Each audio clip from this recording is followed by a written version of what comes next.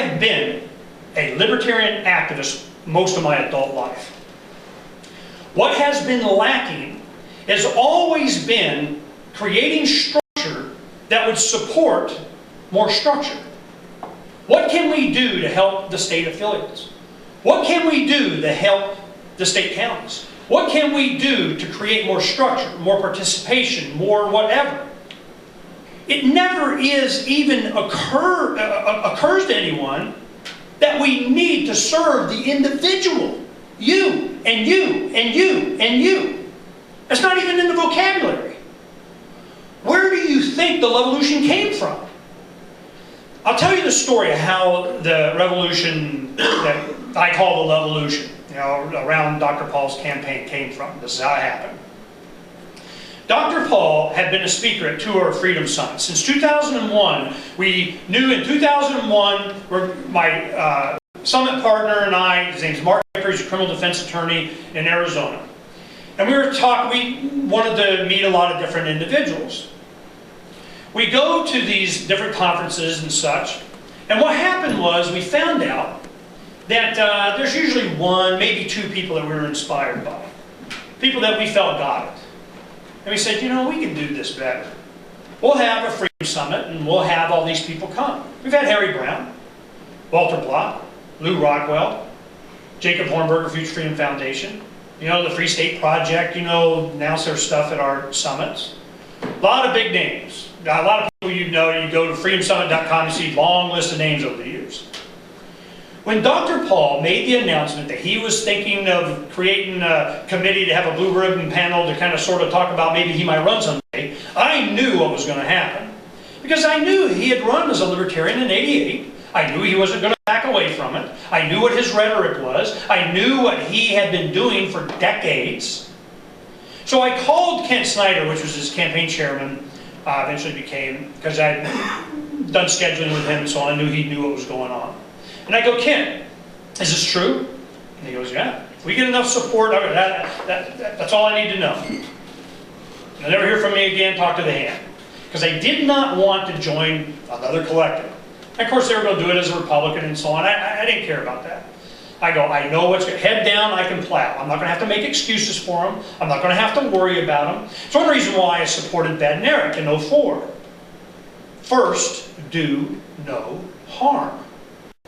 Be libertarian. So I knew I was all in already, but I wanted to stay libertarian. I didn't want anything to do with Republicans. How I did that is we went ahead and we got it's like probably half again as big as this room, an old retail space. They were doing light rail construction downtown, like they're always building something. And they said, we're just going to give you $500 for a month. Now I got to do 2 months. Okay, fine, so we go 2 months. I knew in 2 months, in 8 weeks, what was going to happen. That revolution logo that you see was part of my 2006 run for Secretary of State. It was already test marketed. People loved that logo. Had to have it on their cell phones and their laptops and would give me a sticker. I need a bumper sticker. I want gimme, gimme, gimme, gimme. Because it expressed what they wanted. They wanted revolution. They wanted a total change, but with love, peace, putting daisies in gun barrels. They didn't want violence. They weren't going to get our camo on and go, form a militia. Although I think individuals should be their own militia of one, and we'll get to that later. Trying to create collectives has always been my aversion. If you're going to have any kind of organization, in Arizona we call it Steiger's Law. And he was done that. He goes, whenever you create an organization or a structure around a cause or an effort, sooner or later the structure becomes more important than the reason you created it. Happens every single time. So what do? You do exactly what the Libertarian Party did in the early 70s. 7/8 to change our statement of principles. You cannot change. This is a forever thing. We are here to defend the rights of the individual against this all-powerful, all-knowing, all-common police state. That was the reason. We're going to use the political process to do it. Yeah, run for office. Heck, get elected. I'm cool with that. But what's the real thing? Rick Tompkins, when he was running for president in '96, I remember he had a big impact on me. He said, they go, well, do you really think that you can be elected president of the United States as a libertarian? And he goes, if I thought I could be elected president of the United States as a libertarian, why would I run? I'd be out being free. Because if you can be elected as a libertarian, well, you're already in a libertarian society. You already have a culture that supports libertarian ideals. You already have people that understand what's going on. What the heck I want to be in charge of people for? Libertarians are the hobbits. We don't want to wear the ring of power. We want to chuck it in the fires of Mordor. I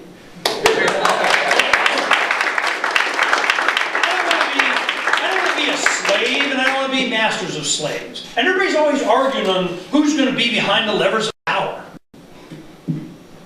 They don't even think about the lever being the problem. Did you ever think it might be the lever? This is where we have power of principle. And I know a lot of people, they'll say, no, we're a political party. We got to run, people run, get people down, you're going to run to win. I know, I've heard the arguments. I get it. It doesn't work. If you do not have a libertarian society, they are not going to vote for them. This is why we have a cultural war that is going on right now. If we do not have a libertarian society, they're not going to vote for libertarians. It's very simple. So how do you do that? This is what I've been doing for 20 years and been successful at it.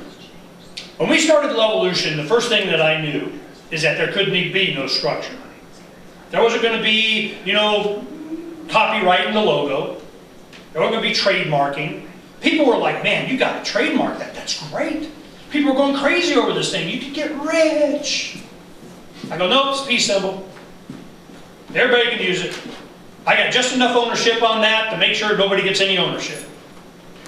So people call me and they say, well, can I use it for this? Can I use it for that? Can I add it to this? Can I put it on my book? Can I do that? Absolutely.